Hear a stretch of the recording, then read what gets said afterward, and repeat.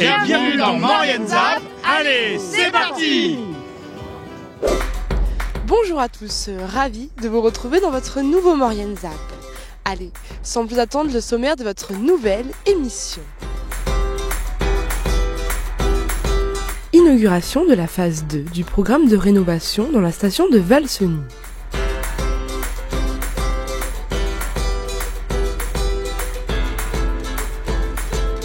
Centième anniversaire de l'association des anciens combattants de Saint-Jean-de-Maurienne, qui réalisait une exposition à la médiathèque.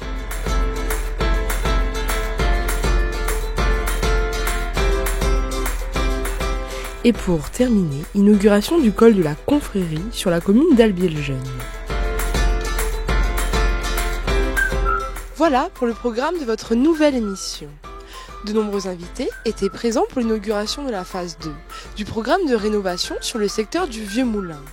Une fierté pour Valseny qui se veut être une station innovante et accueillante.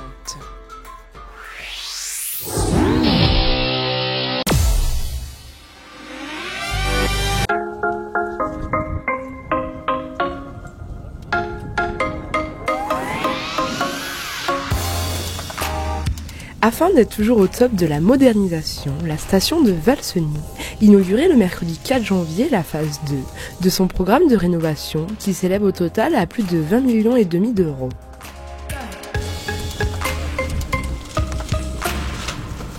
Alors aujourd'hui, nous avons inauguré la deuxième tranche de nos gros travaux de réhabilitation du Vieux Moulin.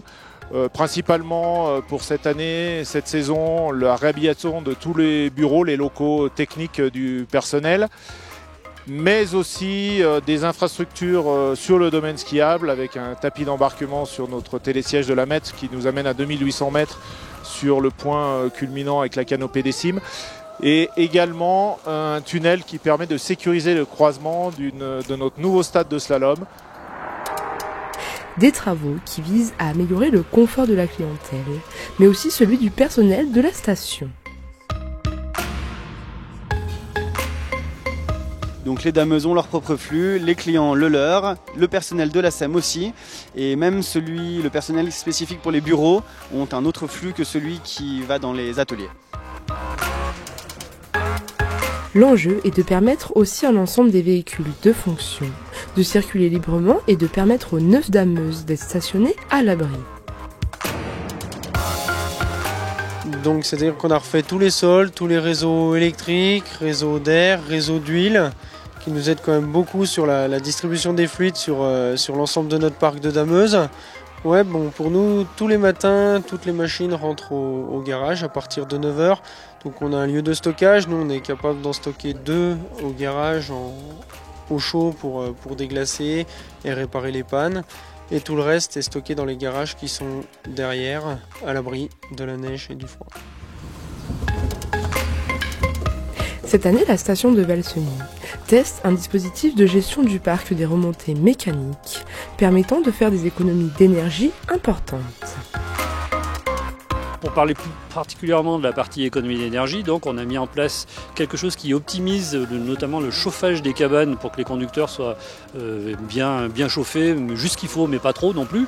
Cette supervision du chauffage des cabanes permet en tant que tel déjà une économie de plus de 10% d'électricité consommée sur la remontée. Le deuxième volet qui a été mis en place, c'est la partie optimisation de la vitesse de la remontée mécanique en fonction de la file d'attente. Donc là, de la même façon, il y a différents capteurs en fonction de la situation qui sont installés et qui permettent tout simplement de réguler la vitesse du câble, en tout cas d'inciter le conducteur à réguler la vitesse du câble en fonction du temps d'attente ou pas lié à la file d'attente. Des techniques innovantes qui permettent de faire baisser remarquablement les factures de fonctionnement sur l'ensemble des remontées mécaniques. Toutes ces rénovations et innovations permettent à Valseny d'être une station toujours aussi attractive. Merci à tous, à table, bon appétit! Pour son 100e anniversaire, l'association des anciens combattants de Saint-Jean-de-Maurienne organisait une exposition à la médiathèque. Plusieurs panneaux retraçaient la vie de ces anciens combattants à travers des textes et des photos historiques.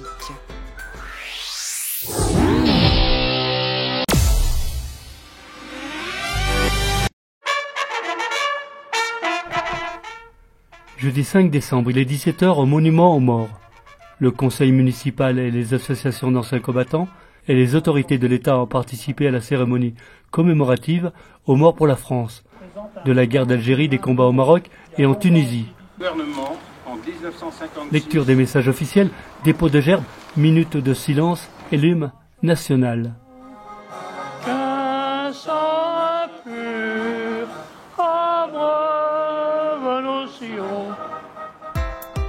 Une heure plus tard, à la médiathèque de la ville, l'Union fédérale des anciens combattants et victimes de guerre de la Savoie ont célébré leur 100e anniversaire. L'occasion d'exposer des panneaux de photographie, des textes et des livres retraçant le conflit entre la France et l'Algérie de 1954 à 1964. Et en même temps, je me suis rendu compte qu'il y avait beaucoup de mes collègues qui voudraient parler de cette guerre d'Algérie, mais qu'ils n'y arrivaient pas trop. Donc, moi, j'ai choisi un peu ce biais-là pour qu'ils puissent commencer à s'exprimer. Et en même temps, j'ai contacté un professeur d'histoire géo, M. L'Apostole, et on va certainement faire une rencontre avec des élèves de 3e, 4e au 3e trimestre, où là, il y aura des gens, donc des anciens combattants qui ont fait l'Algérie et qui pourront dialoguer avec les élèves de manière à ce que les élèves se rendent compte que la guerre, c'est pas toujours fait sur une console. Hein. Antoine Muniz a 86 ans. Il a participé à 2 campagnes Indochine et à l'Algérie. Parce que nous, comme Venez l'a dit dans l'Indochine, l'Indochine, c'est pas la même. Tous les rizières, tout machin. Je me suis fait 2 ans là-bas. Après qu'en Algérie, si c'était plus, parce que c'était pas une guerre. C'était une espèce là de maquis, quoi. La Légion d'honneur, j'ai, et plus la médaille militaire, et étoile Indochine d'Algérie. Robert Dillac, lui, se rappelle de la ville d'Alger, avec ses portiques rappelant la rue de la République de Saint-Jean-de-Maurienne. Je me rappelle, oui, des rassemblements, il y avait pas tout. Il y avait aussi quelquefois de la joie, hein, c'est pas toujours négatif, il y a quelquefois on rigolait aussi. Même chez les Européens, on était bien reçus. On rencontrait aussi des gens qui nous expliquaient qu'ils avaient fait la guerre de 40 ou de 14, des vieux, avec toutes les décorations. Et nous, de 20 ans, tu es un petit bonhomme à côté de ça. Là. Et c'était des Algériens ? Et oui, Algériens, Français. Même Algériens qui nous expliquaient qu'ils ont fait, par exemple, qu'ils ont débarqué à Marseille, ils ont traversé toute la France jusqu'en Allemagne, 44.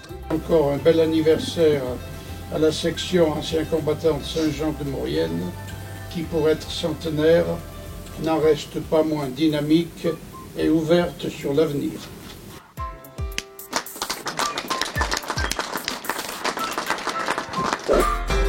Pour le plus grand plaisir des élus, des cyclistes et des habitants, le nouveau col intitulé le col de la Confrérie a été inauguré à Albiel-Jeune.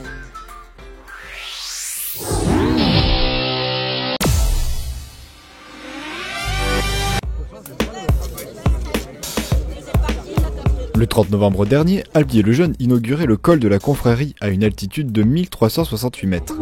Une montée symbolique du col a été faite par plusieurs vélos. Écoutons Gilbert Derrier, membre des cyclotouristes mauriennais. Eh bien, ce col est très connu des cyclistes, mais il n'avait pas de nom jusqu'à présent. Et c'est une très belle initiative qu'a prise la municipalité d'Albiel-Jeune de dénommer ce col le col de la Confrérie. C'est un col qui est très intéressant car il peut se pratiquer tôt en saison. La route est très régulière et en début de saison, c'est un parcours intéressant pour faire la boucle d'Albier. Et un peu plus tard en saison, c'est également très intéressant pour faire la boucle col de la Confrérie, col du Mollard, Croix de Fer, Glandon. Donc voilà un itinéraire qui est parfait. Et je pense que beaucoup de cyclistes viendront faire ce circuit grâce à ce nouveau col en particulier.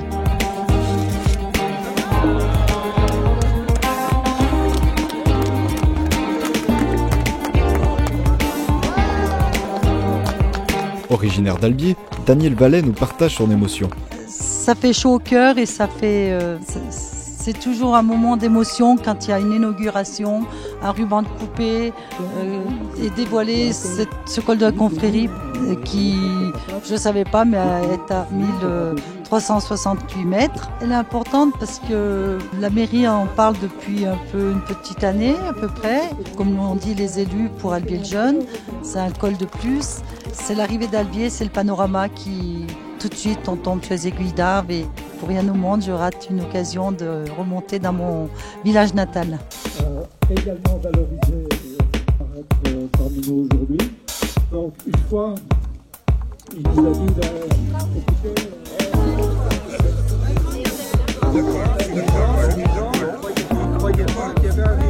Un col que l'on espère revoir dans de nombreuses courses la saison prochaine.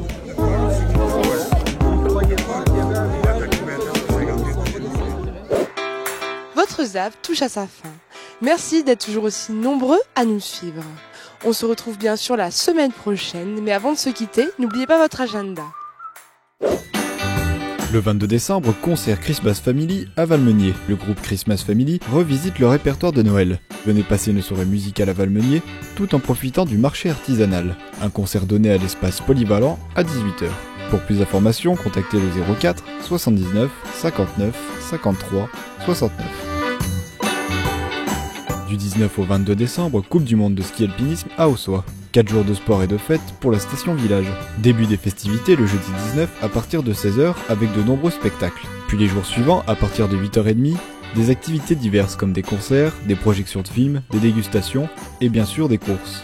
Départ de la course pour la Coupe du monde le vendredi 20 à partir de 9h. Le forfait sera offert pour encourager les coureurs. Et le samedi 21, départ de la course Open Coupe de France à 8h45. Et à partir de 9h, départ de la course Sprint Coupe du Monde. Pour plus d'informations, contactez le 04 79 05 99 06 ou le 04 79 20 30 80.